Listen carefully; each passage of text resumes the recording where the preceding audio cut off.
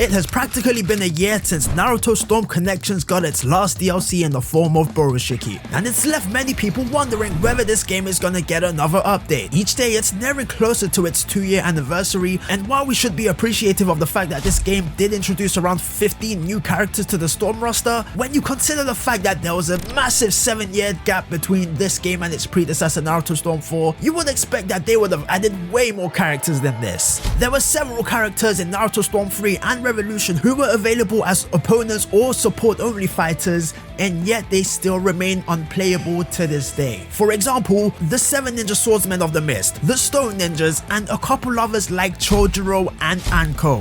Whoa, wrong version, dude. Oh, my bad.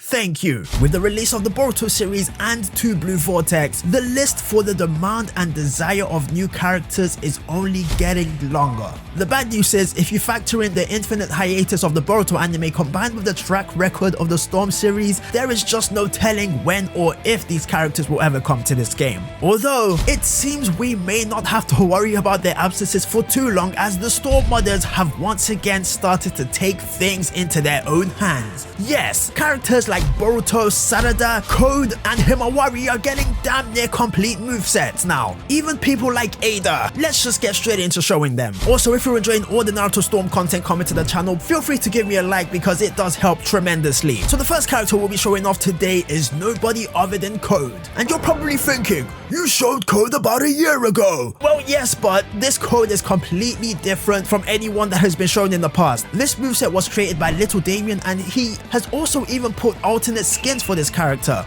One has the red eyes from the anime, while the other is the green eyes that appears in manga illustrations. Some little cool attention to detail. Let's cut the haste and get straight into the neutral combo. So, as you can see, this is a lot of taijutsu, but once he starts to get moving, he whips out the Wolverine. Then he tries to hug his opponent but misses. When he does this combo, there's one thing you might notice, and it's the claw markings that appear all over the floor once he brings out the nails. And if you watch the anime, you know that's what he uses to move around, hence why he starts teleporting all over the place once they start appearing in the combo. Another thing I like about these combos is the fact that littledamien has tried his best to create these sequences using reference from the actual Boruto anime. So most of the things you see here is because Code did it, or he did something similar to it. Now here's the down combo. Initially, these combos all have the same starters, so they look very similar, but at the end of it, he decides to break Boruto's ankles. Also, this ender comes from Kabuto, well, before he swallowed Orochimaru's DNA. Now the up combo. I love this starter a lot just simply because of the claw markings. And this is the air combo right here. Kinda missed, but honestly, I'm not gonna show that again because it looked kinda basic. Now the side combo. Once again, bringing out the claw markings and Wolverine tactics until he steps on his opponent's head like a pathetic summer ant. Once again, this is another reference to the anime when he stepped on Boruto's head like he was nothing but a piece of trash. Now another cool feature about this Code is that his square doesn't actually throw shurikens, instead it teleports him using the claw markings. And as you can see, Jigga is assisting him here. He isn't actually able to attack you directly with shurikens, but he can make your head spin around like a headless chicken by just teleporting all over the place. And by the way, these claw markings aren't just for show. If he does a claw marking right next to you, or your opponent walks over it, they're gonna get slowed down because the claw marking has a little slow down property to it, which also I think is pretty sick. There is so much attention to detail that has been put in this Code so far. Honestly, I'm really impressed with it. You could have fooled me if you told me this was official. Another reason why this teleport is cool is because it transitions so well into his first jutsu, which uses it only this time he actually attacks you. So it's the type of thing that you could completely daze your opponent with, and they won't know what to do. They don't know if you're gonna just teleport or teleport and then attack them. Pretty freaking sick, and you can also continue off of the combo. His second jutsu is an underground attack, which pretty much comes from Kabuto, but it does fit with him. And it's also something you can continue a combo off of if you decide to do a combo cancel. Now it's time for the grab. They just straight up yoink this thing from Obito, man. However, it does fit because Code was also someone who was aware of the Ten Tails. He was pretty much its caretaker. And finally, his ultimate jutsu, which is also yoinked from Obito's moveset, using the 10 tails once again. Honestly, I can't even blame littledamien for using this because I don't even know what type of ultimate jutsu I would give to Code, man. Simply because of the fact that he hasn't shown his fullest power and a lot of the things he's shown are basic. This Code only covers what he's done in the anime so far, which means his awakening doesn't possess anything different. But the cool thing is that when you do use it, his white fraudulent defunct karma gets activated. Once again, another pretty cool attention to detail. That is it for this Code.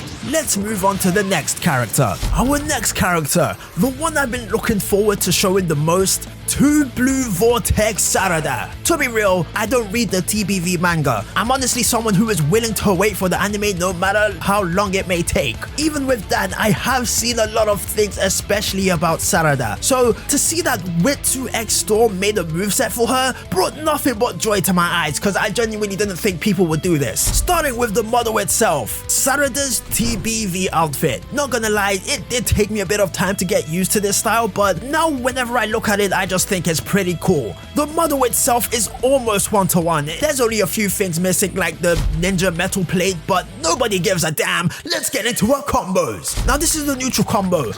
As you can see, she's doing a lot of taijutsu mixed with kenjutsu, and if you've played a lot of Sasuke, you'll realize this neutral combo itself comes from her father. The one cool detail you can see is that with her Amaterasu, there's a little crimson tint to it, which is pretty much a hint to her Susanoo. Now the down combo, more taijutsu, more kenjutsu, a little bit more Amaterasu flames before she goes on the ground and smacks Code in the balls. Wait, these guys have the same down combo. Anyways, the up combo now. More kicks, there's not as much kenjutsu in this one, but she whips out the Inferno Flame Fire style, and then the air combo shows an even bigger hint of her Susanoo as she knocks Code down using it. And I just think it's really sick that this combo actually gives her glimpses of her Susanoo every now and then. It's not coming out from nowhere. If you're familiar with the lore, you know that Kishimoto made a Mangekyo Sharingan and Susanoo for Sarada a long time ago. And then the side combo.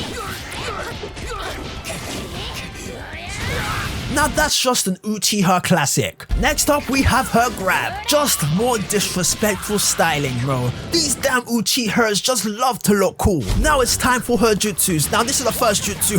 Bro, I could not even finish my sentence before that jutsu came out.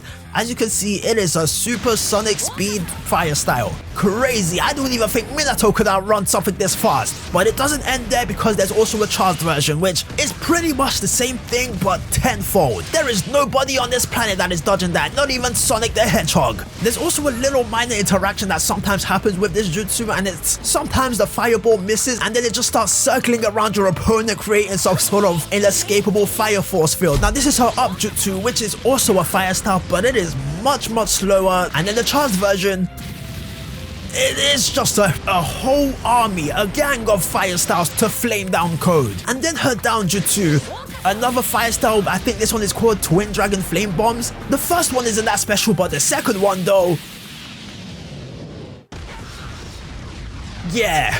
Do I even need to say anything about that? She just turns fire styles into missiles. But we're not done with the jutsus because now we move on to her secondary jutsus, the triangle squares. This is her neutral jutsu, an Inferno style, which is pretty much what her father uses. And then her second one covers a much wider radius, and I gotta be honest, that jutsu goes pretty freaking fast, man. Now her up secondary jutsu, an Inferno style, which I don't know why she does that, but she shoots that shit in the air like it's a chip shot on FIFA. And then the charged version, she sends out 3 of those and also shows glimpse of her Susanoo once again. Bro, anytime I see that damn Susanoo, I just feel my blood jump a little bit. This character is so sick, man. This is her down combo. And then Materasu with the crimson tint on it. And secondary down combo is just a...